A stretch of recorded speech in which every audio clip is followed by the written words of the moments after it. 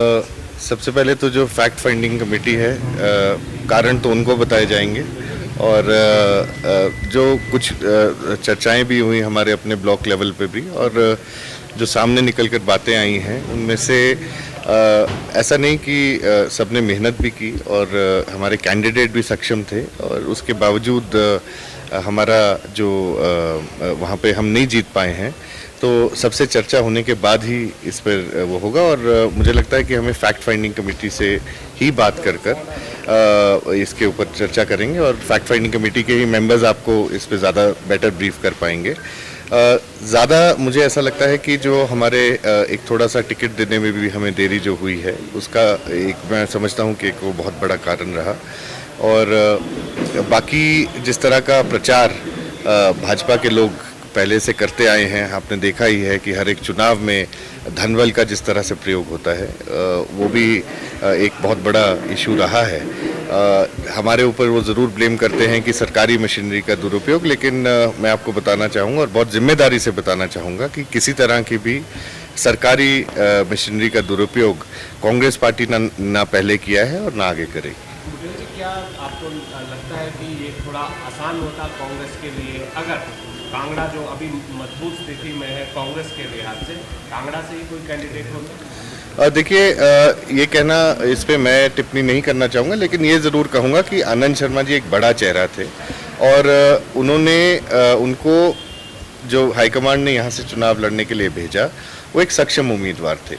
कांगड़ा के लिए उन्होंने बहुत कुछ किया था, और जब वो राज्यसभा के सांसद रहे और मंत्री रहे केंद्रीय सरकार के अंदर, कांगड़ा के लोगों के लिए उन्होंने बहुत कुछ किया था। और इसको देखते हुए हम लोग यहाँ पर उनको चेहरा उतारा गया था, सभी विधायकों से बात कर ये चेहरा उतरा था।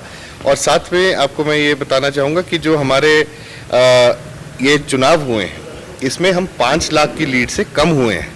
ऐसा नहीं है कि हारे ज़रूर हैं, लेकिन ये भी देखने की ज़रूरत है कि पिछले चुनावों में, जैसे मेरी विधानसभा क्षेत्र में पिछली बार 18,000 वोट की लीड भाजपा को गई थी, कई जगह पर 30-30 हज़ार की लीड गई थी। उसको कम करते हुए हम लोग 8,500 पर पालमपुर पहुंचा है, और इसी तरह से बाकी सब जगह भी वहां पर कम हुए हैं।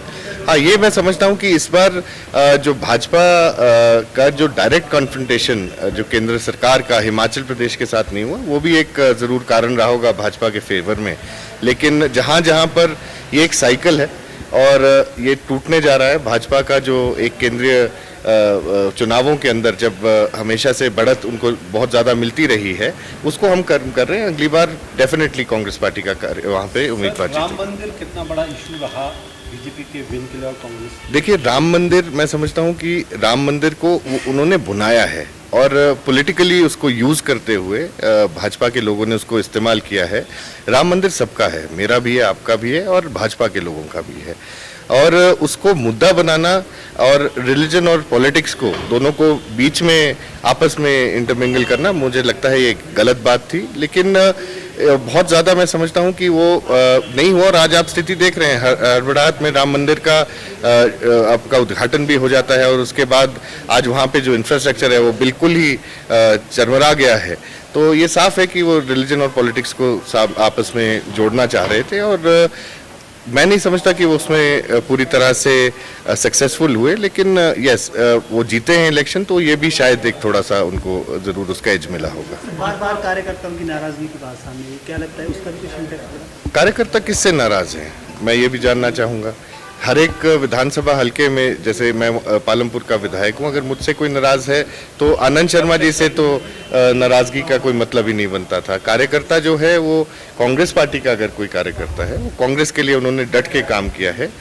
नाराज़गी किसी से और से हो सकती है, लेकिन कांग्रेस पार्टी से कार्यकर्ता की नाराज़गी नहीं है। और मैं समझता हूँ सबने मेहनत की, सबने अच्छे से चुनाव लड़ा है, और हार जीत लगी रहती है, अगली बार जीत के दिखाएंगे। भाजपा ने 400 पार का नारा दिया था, शगुफा छोड़ा था, उसका असर देखा कि लोग जिस प्रकार से नारा दे रहे थे उसी अनुरूप? देखिए, भाजपा आज तक अगर कभी जीती है, कोई भी चुनाव जीती है, वो झूठ के दम पर जीती है।